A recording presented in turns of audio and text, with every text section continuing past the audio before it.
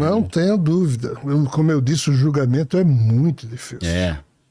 Você hoje olhar para trás e com os valores de hoje, você sair criticando o que fulaninho... Vá para o lugar dele naquela época fazer o que ele fez. Não, e aí, aí entra uma conversa interessante, porque eu já vi em alguns vídeos você falando que Javé fez coisas más, mas ele não é mau. Não é isso, não é? Exatamente. E aí eu me lembro de um conceito teológico que é a teologia negativa, que é quando você não pode lançar sobre Deus, por exemplo, conceitos humanos, né? É equidade, né? Porque você fala assim, aí eu vou fazer uma pergunta.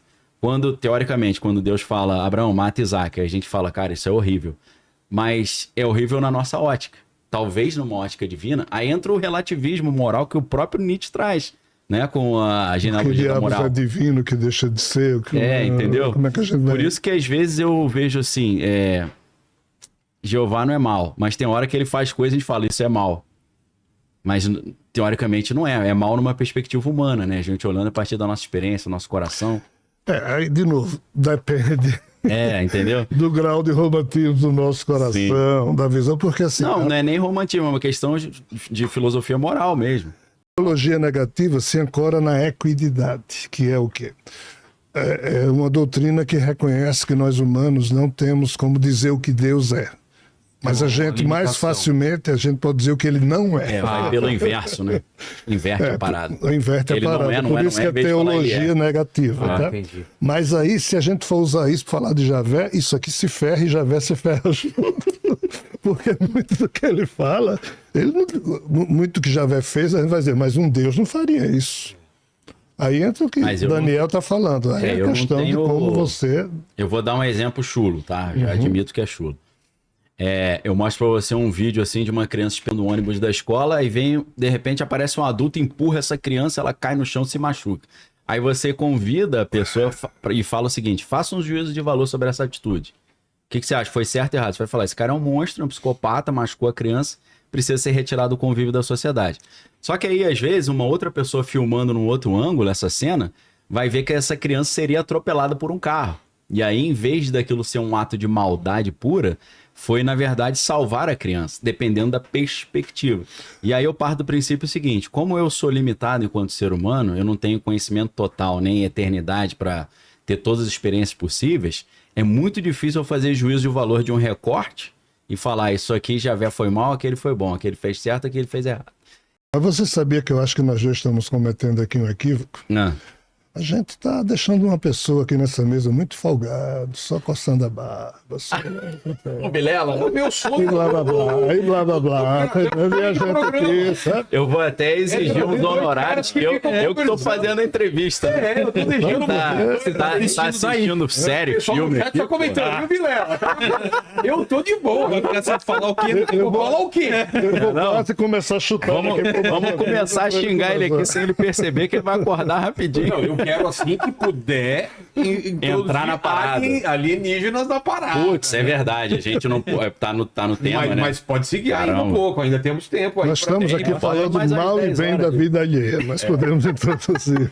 Só em relação ao que a gente já falou, antes de entrar em alienígenas, manda umas perguntas aí, por favor. Eu tenho uma pergunta minha, se eu puder. Manda. Eu queria saber em relação a todo esse conceito, onde que entra o conceito de Deus ser o todo, a gente fazer parte de Deus, meio que ser uma fração de Deus. Tipo, Gaia, um lance não sei. Tudo é uma coisa só. E a gente tipo, ser uma fração de Deus, que eu acho que vem do hermetismo de isso, Deus. né? Tem um conceito do panteísmo que é um pouco disso, né? Tudo é Deus, Deus é tudo. Eu tenho uma outra, eu vou dar um exemplo que eu acho que é uma Sabe que tem um livro que eu li, não sei se vocês leram, que é Qual? do cara que fez o Dilbert, se não me engano. Chama Partículas de Deus. Sabe qual é o conceito dele, cara? Já leu esse livro ou não? Mas esse é o livro de física ou não? Não, o livro é ficção. Ele escreveu na cabeça dele. Eu não li dele esse livro, não. Que Deus, ele sendo onisciente, ele não tinha mais nenhuma perspectiva, não tinha graça nenhuma. Tava sem graça, né? Aí ele falou, qual é a única forma de eu ter uma emoção, ou ter alguma coisa pra fazer? É eu me destruir, me separar, e aí eu perco essa onisciência. E aí vem o Big Bang, e ele se espalha, e essa coisa, a gente ainda tá nessa de espalhar, e depois vem o Big Crunch, ele tentando se unir de novo, cada um de nós é um pouco dessa partícula, tudo é Deus, e a gente tentando se conectar e tal, para ele voltar a entender o que ele é. É interessante, eu achei interessante. A ideia que eu ia falar era o seguinte, né? A gente vê no Gênesis, não é bom que o homem fique só, vamos fazer uma auxiliadora. Aí Deus dá um sono para Adão, né? Que seria tipo uma anestesia geral, corta a costela, né? Corta a costela a partir daquele DNA ali, ou das células-tronco, faz Eva, né? Então, nesse sentido, até tive um debate com uma psicanalista uma vez sobre isso, que ela falando, né, que o cristianismo é o homem forte, Deus é homem, né? Deus é um ancião de dia, Jesus é homem, então é machismo do cristianismo. Eu falo, depende. Por quê? Porque o homem criado, que é o Adão, e Adão significa a humanidade, pode ser uma metáfora da humanidade como um todo, Adão ele tem um vazio, ele tem um buraco. Ele foi criado pleno, mas retiraram a costela dele, um pedaço do seu corpo. E aí depois Deus fala assim, deixará o homem seu pai e sua mãe, unir-se a uma mulher e serão ambos uma só carne. Então quando ele é uma só carne com a esposa, ele recupera essa parte dele que ficou faltando. Então, na psicanálise vão falar, o homem tem o pênis, a mulher tem a vagina. Então, o homem tem aquilo que sobra e a mulher tem o que falta, e o homem que preenche o que falta. Eu falo que, por essa leitura que eu estou propondo, essa tese, é o homem que tem o que falta e a mulher que preenche. Porque quando o homem é uma só carne com a mulher, ele preenche essa falta dele.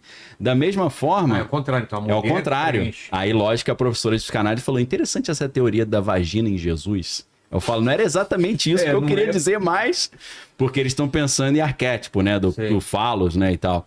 Mas aí, se você extrapola para Jesus, né, Paulo fala que Jesus é o segundo Adão, Jesus também, a humanidade sai de dentro dele e ele quer resgatar essa humanidade para se tornar pleno novamente, né. Então, nesse sentido aí que o Kratos perguntou, seria, né, a gente sendo um pedacinho que ele quer pegar de volta.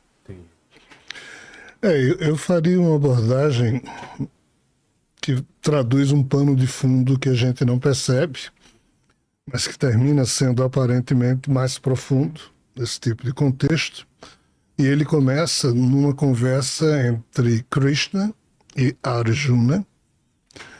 Krishna e Arjuna são dois personagens da mitologia hindu, ariana hindu. Por exemplo, no Mahabharata tem um dos capítulos, chama-se Bhagavad Gita, que é a conversa de Krishna com Arjuna quando eles são jovens. Mas há uma outra Gita, ou seja, uma outra canção do Senhor, chamada Uttara Gita, em que Krishna e Arjuna conversam já velhos antes dos dois morrerem. E Krishna responde a Arjuna a seguinte pergunta. Arjuna questiona Krishna, Krishna, o que é um ser humano? Eu estou indo para a pergunta feita por ele, tá? O que é que nos une em Deus? Por que é que todos nós seríamos partículas de um Deus, a coisa que vale? Aí Krishna diz, olha, o ser humano, por trás dele existe uma constituição setenária. Setenária? Ou seja, de 7 níveis de consciência, os 7 corpos. Seria esse corpo físico e mais 6. Aí, o que é que os desdobramentos dos Upanishads em torno daquilo que foi explicado dizem hoje?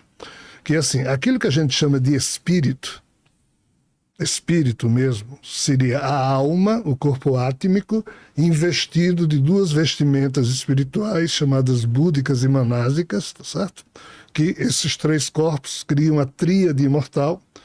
Na hora em que papai e mamãe transam, na hora em que um espermatozoide fecunda um óvulo, essa tríade imortal seria imantada no zigoto. Aquele flashzinho que sai na hora da fecundação. Que a ciência já percebeu.